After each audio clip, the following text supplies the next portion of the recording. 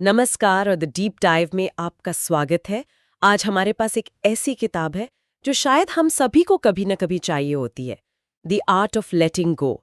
ये उन लोगों के लिए है जो महसूस करते हैं कि वो अतीत की किसी बात, किसी रिश्ते या किसी गलती की अदृश्य जंजीरों में जकड़े हुए हैं। और आप जानते हैं सबसे अजीब बात क्या है? हम अक्सर उन्हीं चीजों को सबसे कसकर पकड़े रहते हैं जो हमें सबसे ज्यादा चोट पहुंचाती हैं। सवाल यह है कि आखिर क्यों? हम जानते हैं कि हमें तकलीफ दे रहा है, फिर भी जाने देना इतना मुश्किल क्यों लगता है? यही यही आज की हमारी चर्चा का केंद्र है। हमारा मकसद सिर्फ ये समझना नहीं है कि हम क्यों फंसे रहते हैं, बल्कि उस रास्ते को भी खोजना है जो हमें इमोशनल फ्रीडम की ओर ले जाता है। हम सिर्फ समस्या पर नहीं, बल्कि उन चाबियों पर भी बात करेंगे जो इस किताब में बताई गई हैं। बहुत खूब। तो चलिए इस दलदल को समझना शुरू करते हैं जिसमें हम अक्सर फंस जाते हैं। किताब के मुताबिक सबसे पहला और बड़ा कारण क्या है कि हम दर्द को भी छोड़ना नहीं चाहते? किताब एक बहुत ही बुनियादी इंसानी फितरत की तरफ इशारा करती है, और वो है बदलाव का डर। बदलाव का डर। हाँ, देखिए, हमारा दिमाग हमेशा जानी पहचानी चीजों में सुरक्षा महसूस करता है, भले ही वो चीज दर्दनाक क्यों ना हो। एक पुराना दर्द, एक जानी पहचानी उदासी, वो एक तरह से हमारा कंफर्ट जोन बन जाती है। मतलब एक अनजानी खुशी से ज्यादा आरामदायक एक जाना पहचाना गम लगता है। बिल्कुल, क्योंकि उस गम के नियम हमें पता है।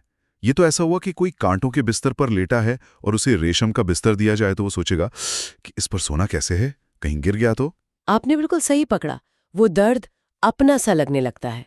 और इसी से जुड़ा हुआ दूसरा बहुत बड़ा मनोवैज्ञानिक जाल है जिसे किताब संक कॉस्ट फैलेसी कहती है। अच्छा। संक कॉस्ट फैलेसी, हाँ, इसके बारे में सुना है।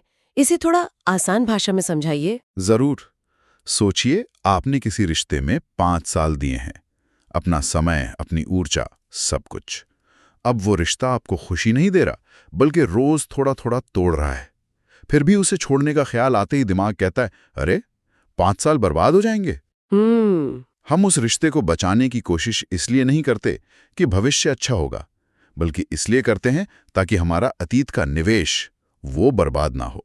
वाह, मतलब ये वो वाली फीलिंग है जब हम कोई बहुत बुरी फिल्म सिर्फ इसलिए पूरी देखते हैं क्योंकि टिकट के पैसे दिए हैं। एग्जैक्टली। हम अपना और समय बर्बाद कर रहे होते हैं सिर्फ इसलिए कि पहले ही कुछ पैसा और समय बर्बाद हो चुका है।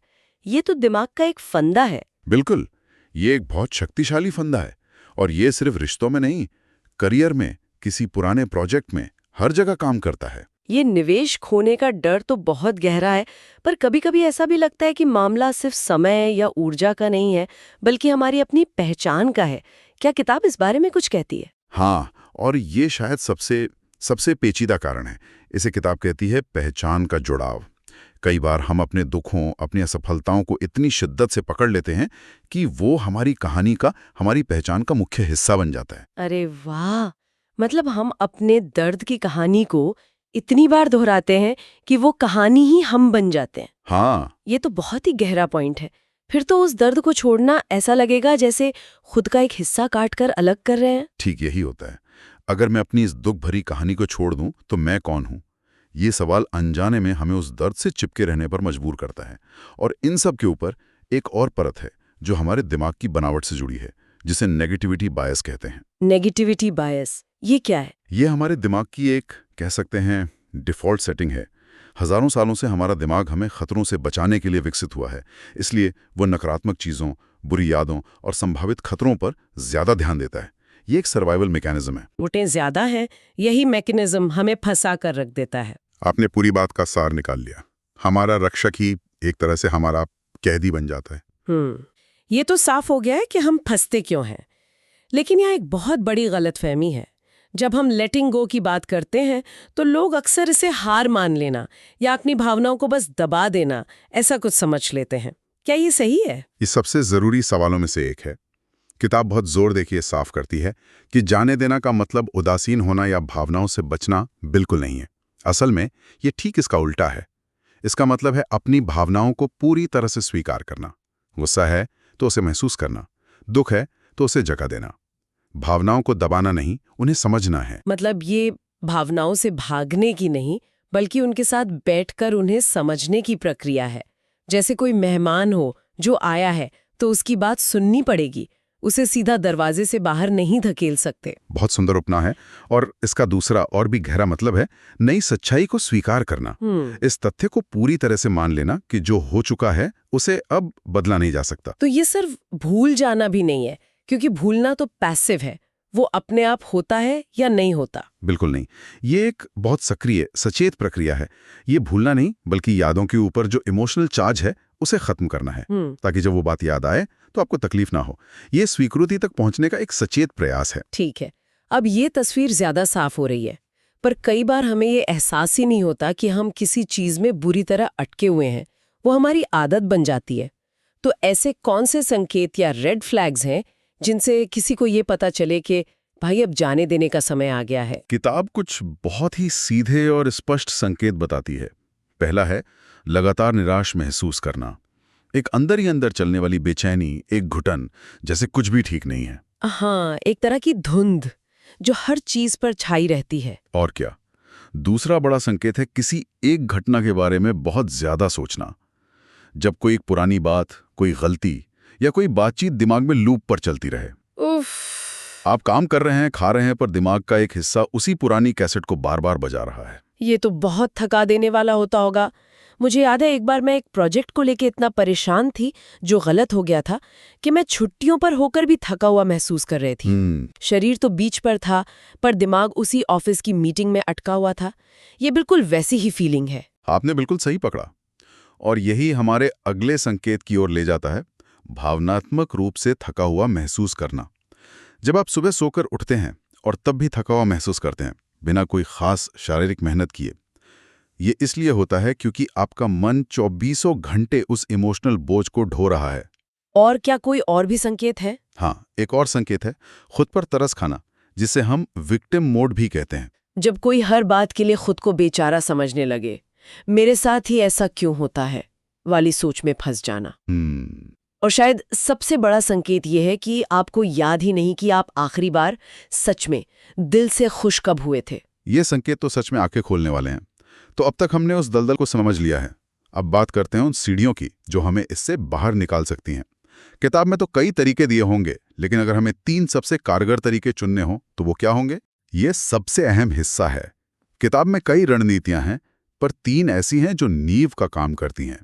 पहला और सबसे जरूरी कदम है जाने देने का एक पक्का फैसला करना। 1 मिनट ही तो सुनने में बहुत आसान लगता है, मतलब बस फैसला कर लो और हो गया। यहीं पर ज्यादातर लोग गलती करते हैं। जाने देना चाहना और जाने देने का फैसला करना, ये 2 बहुत अलग बातें हैं। अच्छा। चाहना एक पैसिव इच्छा है, काश ये दर्द चला जाए। लेकिन फैसला करना एक एक्टिव कमिटमेंट है। ये खुद से एक वादा करना है कि मैं अब इस बोझ को और नहीं ढोऊंगी, चाहे इसके लिए मुझे कितनी भी मेहनत करनी पड़े। समझ गई। ये सिर्फ एक ख्याल नहीं बल्कि एक दृढ़ संकल्प है, एक सचेत निर्णय कि अब बस। ठीक है, तो इस फैसले के बाद दूसरा कदम क्या है? दूसरा कदम है नकारात्मक भावनाओं के लिए एक आउटलेट खोजना। भावनाओं को अंदर दबाकर रखना एक प्रेशर कुकर बनाने जैसा है जो एक दिन फट ही जाएगा। उन्हें बाहर निकालना बहुत जरूरी है। जैसे कि? ये कुछ भी हो सकता है जो आपके लिए काम करे। किसी के लिए ये फिजिकल एक्टिविटी हो सकती है, जिम जाना, दौड़ना, जिससे वो दबी हुई ऊर्जा बाहर निकले।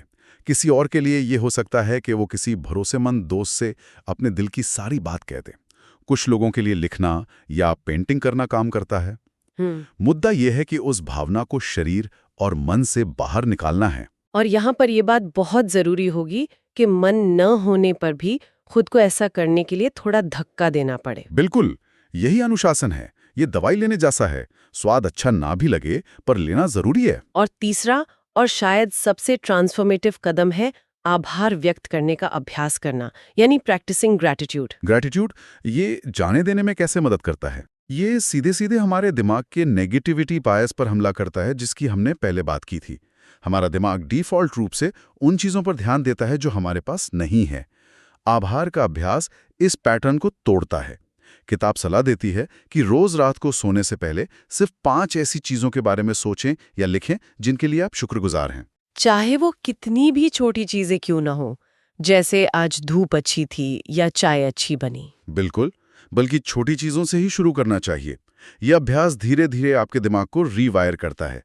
आपका फोकस क्या खो गया से हटकर क्या मौजूद है पर आने लगता है। वाह। और जब नजरिया बदलता है तो अतीत की पकड़ अपने आप कमजोर होने लगती है। तो कुल मिलाकर जाने देना कोई कमजोरी नहीं, बल्कि भावनात्मक रूप से मजबूत होने और अपने जीवन का नियंत्रण वापस लेने की निशानी है।